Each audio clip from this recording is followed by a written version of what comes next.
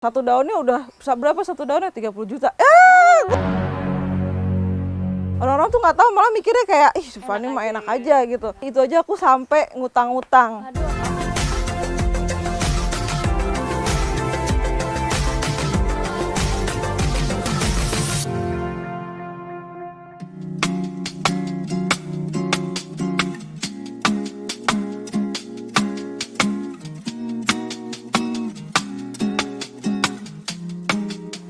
Hai, halo Tani Lovers, seneng banget aku Vika Novianti bisa menjumpai Tani Lovers lagi di program Ngopi, Ngobrol Pertanian Terkini.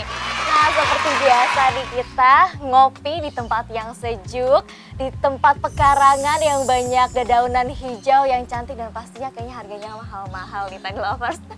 Nah, di mana lagi kalau kita bukan di kebun tanam sajalah milik Kak Fanny Rastia Andita. Hai Kak Fanny. Kak Fanny gimana kabarnya sih? Baik, alhamdulillah. Alhamdulillah ya Kak Fanny. Aku ngeliat nih, aku kepoin Instagramnya Kak Fanny. Setiap hari jualan, setiap hari posting tanaman-tanaman cantiknya. Ya Kak? Ya, betul sekali. Awal mulanya Kak Fanny bisa bisnis tanamannya gimana sih Kak? Awal mulanya itu sebenarnya aku kayak dari bete aja sih awalnya, bete gitu. Hanya main-main HP aja gitu kan di rumah. Kamu berbahan? Iya, kamu berbahan banget. Mager-mageran gitu kan. Okay. Nah, ya udah akhirnya aku cobalah kayak browsing gitu apa ya mau apa, aku tuh dulu nyari kayak gini. Ide usaha gitu. Serius? Iya gitu, kayak yang ketemu pasti makanan gitu kan. Nah, males banget kayak gitu. Akhirnya aku nyobalah. Sebenarnya waktu itu nggak lagi niat bikin usaha, kayak rumah kayaknya gersang banget ya. Pengen bikin hijau-hijauan gitu kayak pot gantung gitu kan. Pas aku cari harganya ternyata lumayan mahal harga tali pot gantung jadinya itu loh. Nah, pas aku ini gimana kalau misalnya bikin aja deh gue, bikin aja. Aku cuma beli gitu talinya doang gitu akhirnya. Nah, pas udah kayak gitu ya udahlah nyari belajarnya di YouTube gitu kan. Akhirnya dicoba dibikin, ternyata oke. Akhirnya aku jualan tali pot gantung tuh, dijual di marketplace gitu lah, di marketplace gitu. Ternyata banyak nih yang mau ya kan. Coba aku pakai display gitu. Displaynya tanaman. Okay. Terus sampai akhirnya aku juga pengen bikin nih rak tanaman nih, rak dari kayu gitu kan, kayak kayu multiplex gitu. Yeah. Tapi ternyata kayunya cukup mahal, satu lembarnya itu sekitar 500.000, sementara aku kan nggak butuh begitu banyak kan, dan aku pun nggak punya alat-alat yang memadai untuk bikin rak itu kan. Nah, kebetulan di belakang rumah aku itu kayak ada pengerjaan kitchen set gitu, pengerjaan kitchen set, ada kayu-kayu bekas yang nggak kepake sama dia tuh dibakar dan dibuang gitu aja. Nah, terus dimanfaatin. Itu kan ukurannya kecil ya, maksudnya kayak 30 kali 30 cm aja. Nah, itu banyak kayu-kayu kayak gitu, terus aku bilang, boleh nggak ini diminta? Boleh gitu. Ya udah akhirnya aku bolongin, terus aku bikinin rak ke atas gitu, rak tingkat. Aku kasih lah display tanaman. Display tanamannya itu aku nggak beli, jadi dulu itu papa kan sempat kerja sama orang-orang yang jual anthurium itu ya, zaman anthurium tahun 2014. Nah, itu ketika orangnya pindah, dia kayak ngasih gitu loh satu pot. Peninggalan satu pot anthurium dan satu pot aglonema itu tahun 2014. Berarti kan sampai sekarang udah banyak banget tuh sama papa, udah diperbanyak. Nah, itu salah satunya, tapi masih kayak di pot-pot hitam kumuh gitu loh. Nggak dirawat gitu ya, ditaruhnya di tanah gitu dan sangat kotor banget kan. Akhirnya aku pindahin ke pot yang lebih cantik, aku elapin potnya, aku taruh buat jadi display di rak aku. Itu gitu. nggak niat jualan tanaman tuh padahal ya? Fokusnya waktu itu ke rak, karena aku pikir, aku pengen jualan, ini usahanya mungkin gitu kan. Karena lumayan banyak juga kan permintaannya. Itu kan handmade ya, gitu. Ternyata pas aku bikin Instagram sendiri, kok orang-orang malah lebih, tanamannya itu dijual nggak? Tapi kita, tanamannya, boleh dijual, aku bilang gitu. Terus ini berapa gitu, karena waktu itu kan aku nggak tahu harga pasaran si tanaman ini kan. Aku cuma asal-asal nembak aja, terus nanya juga sama papa, ini kalau dijual nih mau dijual berapa? Berapa kata papa ya? Nggak tahu gitu kan, papa juga nggak tahu. Udahlah 50.000 aja katanya. Ya udah 50.000. Nah, 50.000. Nih Pak, aku kasih uangnya ke papa. Kata papa, jangan semuanya dibagi dua gitu. Bagi dua. Berarti aku dapat 25.000. Terus pas aku pikir-pikir, Dan itu tuh banyak selama seminggu itu minta display tanaman aku tuh banyak. Misalnya orang kayak minta aglonema sama tanaman-tanaman gantung gitu kayak Trade Santia gitu. Wah lumayan juga nih 25 gitu. Padahal aku nggak tahu ternyata harga pasaran si aglonema waktu itu tuh udah 150.000.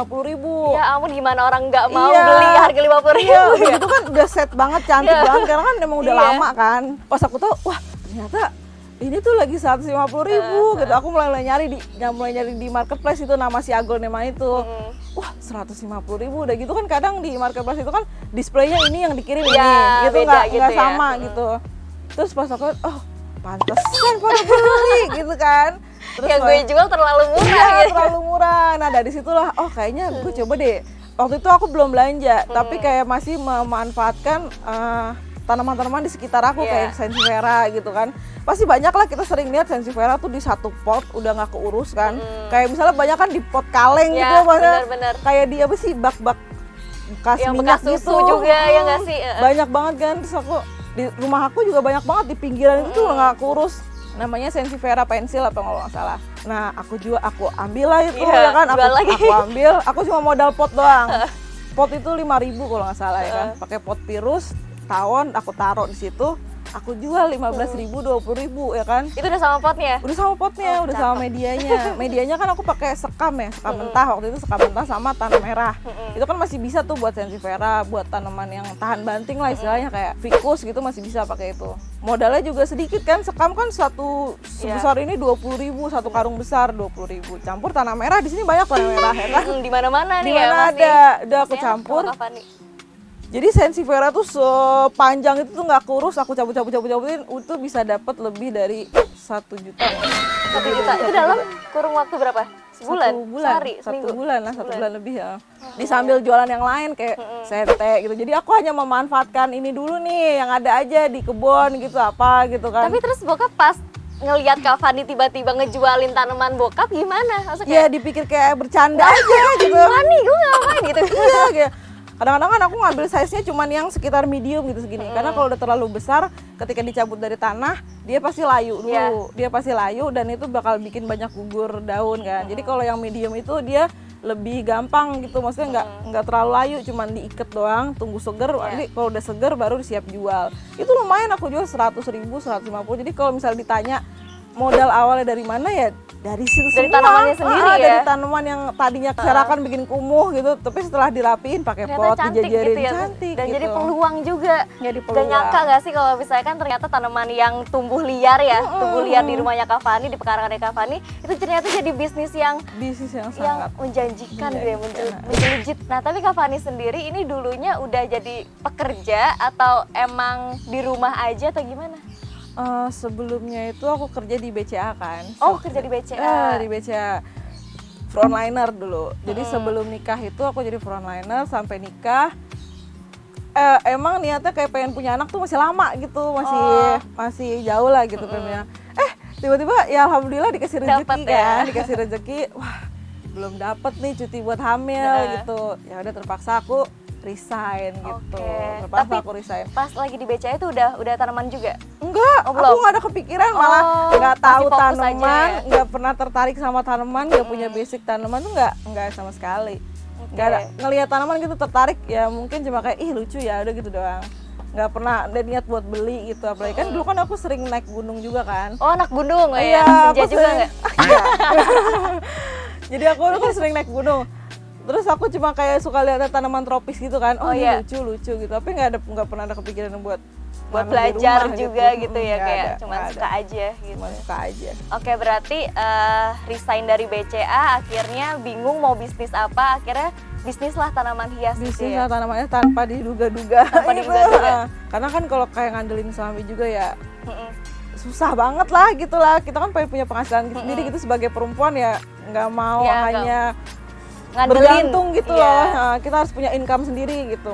Tapi gimana nih caranya? Aku lagi nyari yang bisa nggak ninggalin anak. Oke, yang masih bisa ngurus anak juga, ngurus Bisa. rumah juga ya? Ngurus rumah juga.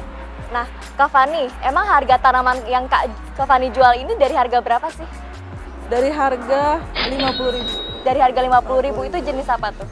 Calathea. jenis Calathea. Calathea, Syngonium gitu, banyak yang di harga segitu. Yang paling mahal tanaman kayak Kak Fani apa? Yang paling mahal sih sebenarnya banyak dari jenis Monstera gitu. Terus Philodendron juga ada. Philodendron tuh. Terus Syngonium juga ada. Jadi kayak dari divisi-divisinya itu Anjay. ada yang yang eksklusif juga ada. Berapa paling mahal yang pernah Kak Fani jual tanaman?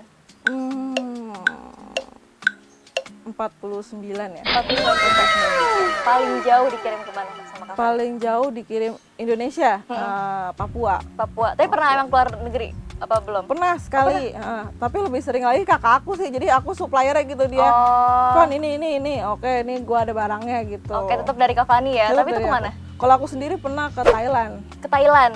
Tapi banyak permintaan ke Thailand juga. Banyak waktu itu, cuma Banyak kan ya? nggak sempat ngurusinnya. Ya itu aku terhalang karena- sama bayi aku. Oh, oke. Nah, Kak Fani, tapi kan dulu orang tuh masih kayak nganggep remeh gak sih kalau jualan tanaman hias? Iya, masih sampai sekarang. malah. Sampai sekarang? Sampai sekarang. Tapi ngebuktiinnya gimana sama Kak Fani? Ya kita hidup dengan baik sih, udah cukup terbukti gitu, nggak minjem uang, nggak apa gitu. Karena dari tanaman hias ini bisa mencukupi banget ya untuk menghidupi ya. Udah cukup banget sih. Nyesel nggak sih Kak, kenapa nggak dari dulu aja kita jualan tanaman hias? Nyesel. Serius? Sebenarnya yang nyesel tuh bukan tanaman hias ya. Kenapa dari dulu tuh aku nggak berusaha untuk produktif gitu. Cuman kayak ya udah gue ngikutin alurnya aja lah, diterima di sini, ya udah gue kerja di sini ya kan, kayak gitu. Kayak kenapa sih kita walaupun kerja sebenarnya harusnya punya kayak usaha sampingan gitu yang bisa autopilot gitu. Kenapa dari dulu tuh aku nggak belajar ke situ gitu loh. Aku pengen sesuatu yang lebih produktif gitu sih, dan itu nggak kepikiran dulu. Itu nggak kepikiran. Jadi kayak cuman nih gaji segini. Kayak pikirannya tuh udah rusak banget gitu kayak berarti gaji segini, gue mau ngabisin buat apa ya, gue mau beli buat apa ya gitu. Nggak pernah kepikiran kalau suatu saat itu kita harus punya usaha atau bisnis gitu. Dan ya udah akhirnya menyesal gitu lah.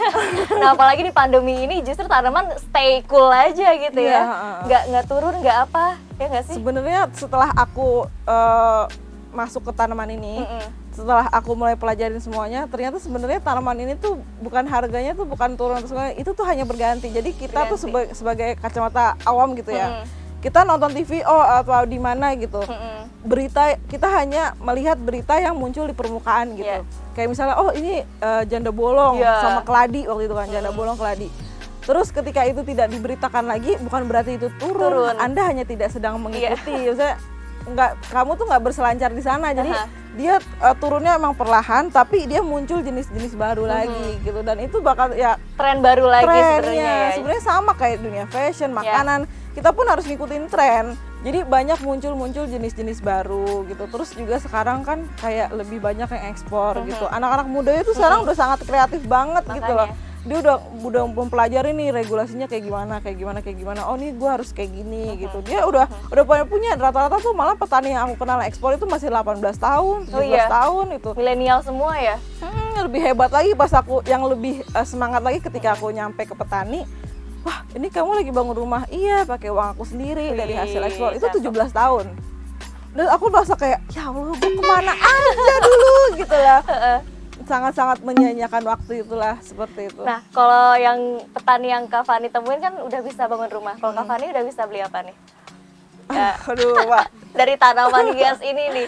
Lumayan lah, pasti mobil pertama. Transportasi itu kan. Dulu kan aku nggak punya mobil, masih nyewa. Jadi tiap ke petani itu nyewa.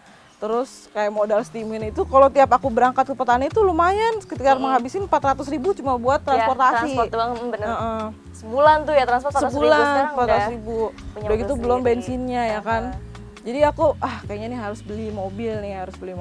Nah, dari situ aku sebenarnya belum beli apa-apa lagi sih. Sebenarnya larinya baru ke tanaman lagi gitu. Terus juga kayak misalnya aku ada niatan kan misal untuk membeli suatu properti apapun, aku pasti kayak berpikir gitu nih, bener nggak, karena gitu jangan sampai salah langkah gitu. Sama kan kayak tanaman ini tuh aku harus berpikir gitu, mana yang harus dibeli, mana yang harus dijual, mana yang harus dipertahankan. Itu ada sama kayak saham juga lah, mana kapan waktunya dijual, kapan waktunya diiniin gitu. Kadang ada namanya Philodendron melonii.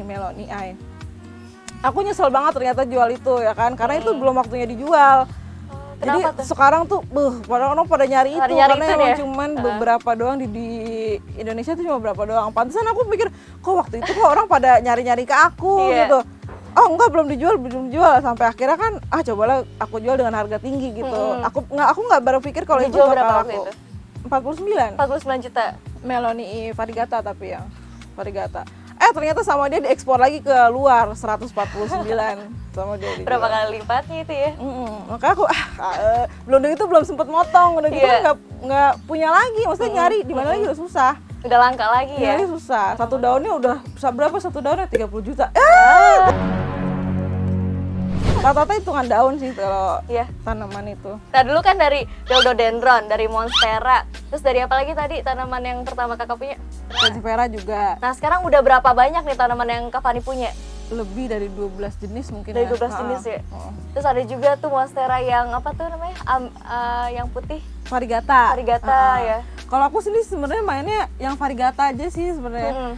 Kalau misalnya Varigata tuh kayak punya keunikan tersendiri, jadi dia kalau untuk dari jenis investasinya dia kayak turunnya tuh nggak mungkin sebentar gitu, pasti lama gitu. Dan kalau Varigata itu kan unik ya, dan dia tuh kayak cantik gitu loh. Iya sih, dia kalau ngeliat dari jauh cakep banget. Cakep gitu, dan gitu. Jadi kalau orang awam terus masuk ke dunia tanaman, dia pasti ngeliatin Varigata, kok ini katanya kan dia kelainan sakit gitu. Tapi kok cakep gitu kan, dan itu yang membuat harga dia unik gitu. Harga dia tuh nggak kan ada tanaman yang hijau aja gitu, dan dia numbuhnya gitu aja gitu. Nah itu lebih cenderung lebih cepat turun harganya. Jadi kita juga harus memilih tanaman yang baik gitu, maksudnya ini harus gue beli, ini harus enggak gitu.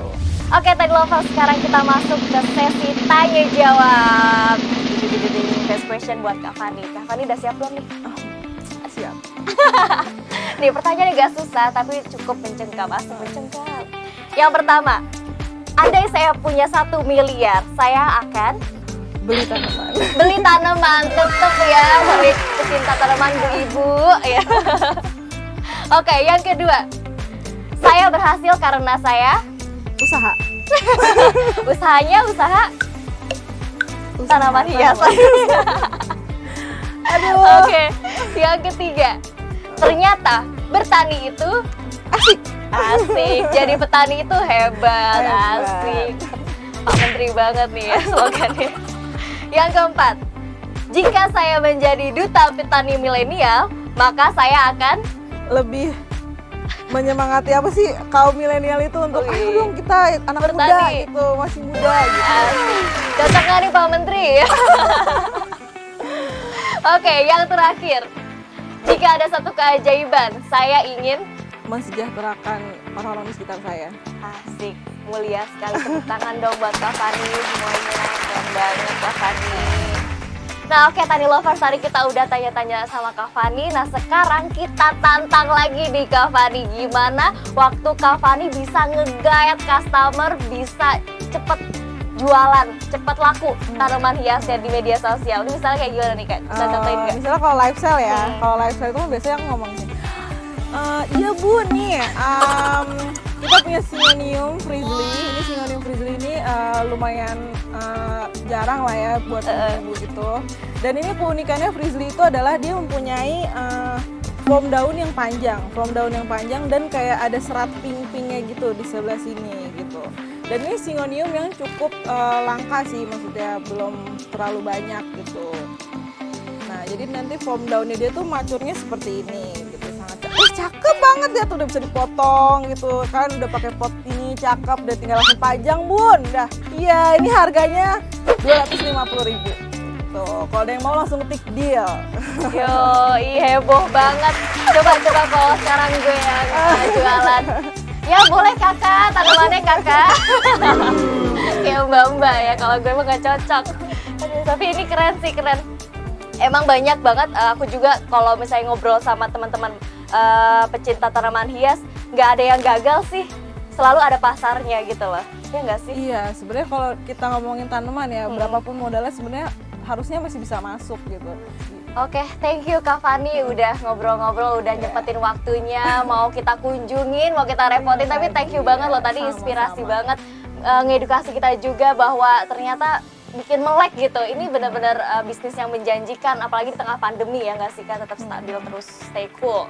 Oke Tani Lovers, demikianlah program Ngopi Ngobrol Pertanian terkini bersama saya Vika Novianti dan Kak Fani pastinya. Sampai bertemu lagi di episode Ngopi selanjutnya dengan para narasumber yang pastinya istimewa. Sampai jumpa lagi.